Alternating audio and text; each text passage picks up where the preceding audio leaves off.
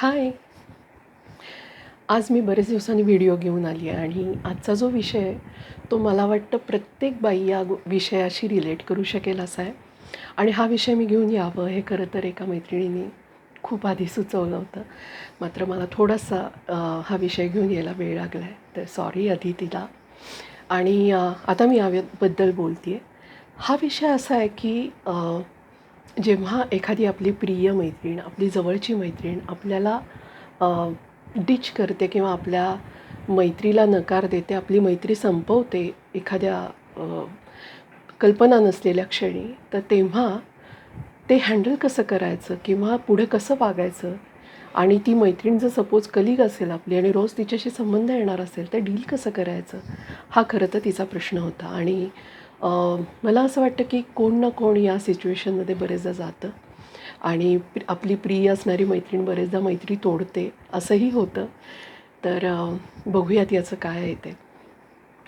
पहिली तर गोष्ट, मैत्रीचे खूप प्रकार आहेत, ते आधी नीट समजून घेतलं पाहिजे. आपण जी आपल्या पर्सनॅलिटीशी जुळणारी किंवा आपले विचार, आपला सगळ्या गोष्टी आवडत असणारी अशी जी व्यक्ती आपण मैत्री म्हणून निवडतो, ती मैत्री खूप विचारपूर्वक झालेली मैत्री असते. आणि ती मैत्री ह्या सगळ्या मैत्रीहून वेगळी असते. ह्या सगळ्या म्हणजे जिथे आपण ऑफिसमध्ये कलीग म्हणून काम करतो, एकत्र बराच काळ असतो आणि म्हणून होणारी मैत्री, किंवा 2 आता आया आहेत, त्यांची मुलं एकाच शाळेत जातात, तर त्यामुळे रोजच भेट होते म्हणून होणारी मैत्री, किंवा एखादी व्यक्ती आपल्या शेजारी राहते, रोजच संबंध येतो म्हणून होणारी मैत्री.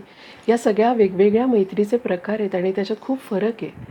मी जी म्हणते आहे मैत्री, ती आपण चूज केलेली मैत्री असते आणि ती बरीचशी आपल्या पर्सनॅलिटीशी, विचारांशी जुळणारी मैत्री असते. तेव्हा ती मैत्री तुटणं तसं कठीण असतं किंवा ती इतक्या सहजासहजी तुटत नाही.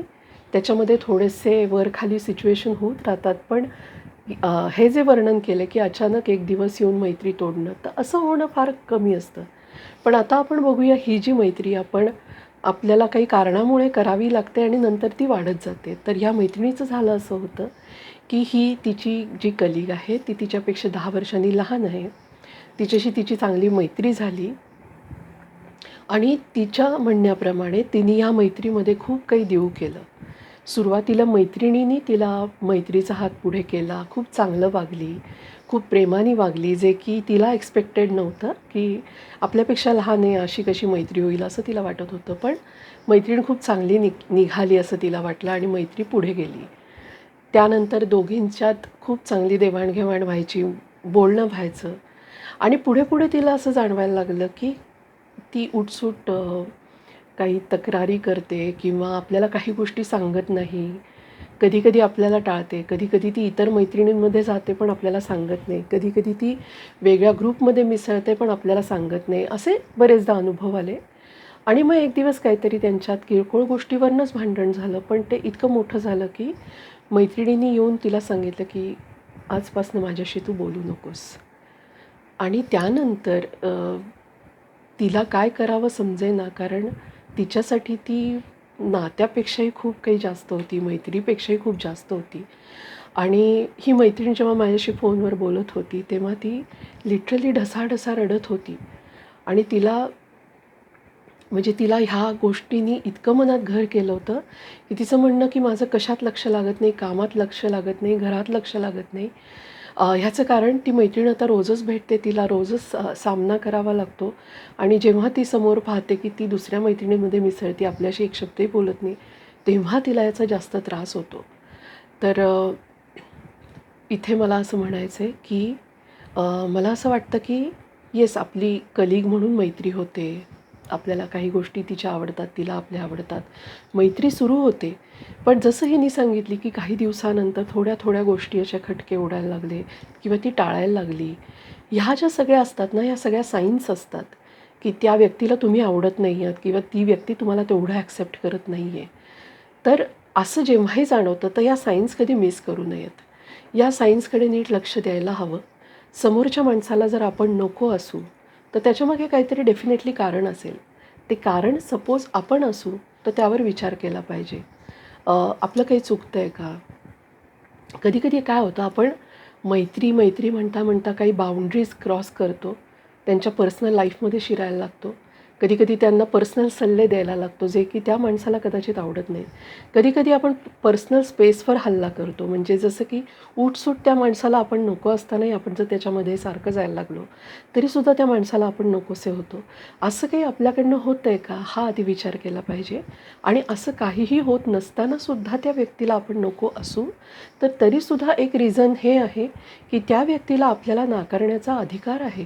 त्या व्यक्तीला आपण तेवढे आवडत नसू आता, कदाचित लाँग पिरियडमध्ये आपला स्वभाव माहिती झाला असेल, आपल्या काही गोष्टी त्या व्यक्तीला अजिबात आवडत नसतील आणि तिला आपल्याला टाळायचं असेल, तर इट्स ओके. म्हणजे ती स्पेस त्यांना द्यायला पाहिजे. आणि मुळात या मैत्रिणीच्या बाबतीतही मला हे जाणवलं की जेव्हा तुमच्या घरामध्ये घरातल्या माणसांशी नातं नीट नसतं, मग ते नवऱ्याशी असेल, मुलांशी असेल, सासू सासऱ्यांशी असेल किंवा घरात व्हॉटेवर जे जे कोणी लोकं असतील त्यांच्याशी जर तुमचं बॉन्डिंग उत्तम नसेल, तर तुम्हाला जो एक रिकामेपणा जाणवतो, जो एकटेपणा जाणवतो, त्यामुळे तुम्ही असं मैत्रीमध्ये जास्त गुंतायला लागता. तर हे एक सूक्ष्म कारण आहे, डीप कारण आहे. याचा शोध घेतला पाहिजे की आपल्या घरच्यांशी आपलं नातं ठीक नसेल तर आपण मैत्रीमध्ये जास्त प्रेम द्यायला बघतो किंवा प्रेम मिळवायला बघतो. आणि पहिल्यांदा आपण देतो, पण नंतर आपल्या अपेक्षा फार वाढतात. आपल्याला खूप दुसऱ्यांनी द्यावं ह्या अपेक्षा वाढतात. तर मला असं म्हणायचं आहे की कुठचीही बाहेरची मैत्री ही एका पॉईंटनंतर बाहेरचीच असते. हे सत्य कधीही विसरता कामा नये. ती व्यक्ती बाहेरचीच व्यक्ती राहणार आहे. ती कितीही तुम्हाला अगदी सोलमेट वाटली, खूप जवळची मैत्रीण वाटली, तरी तिला तिचं एक विश्व आहे. तिला तिचं घर असणार आहे. तिला तिचा नवरा, मुलगा हे असणार आहे. तिला तिचं काही स्पेस असणार आहे. त्यात आपण नाही बसू शकत किंवा त्यात आपण प्रत्येक वेळेला एंटर नाही होऊ शकत. या मर्यादा आपल्याला लक्षात ठेवाव्याच लागतात. त्यामुळे मैत्रीत जरूर करायला हवी, पण मैत्रीत वाहवत जाणं आहे ना, ते टाळायला हवं. वाहवत जाणं म्हणजे हेच मी जे म्हणते आहे की आपलं कुठे कुठे भान सुटतं आणि आपण घरच्यांचं सगळं प्रेम त्या मैत्रीला देऊ करतो. तर तसं नाही आहे. प्रत्येकाचं एक स्थान असतं आणि आपल्या घरातली लोकं आपल्याबरोबर आयुष्यभर असणार आहेत.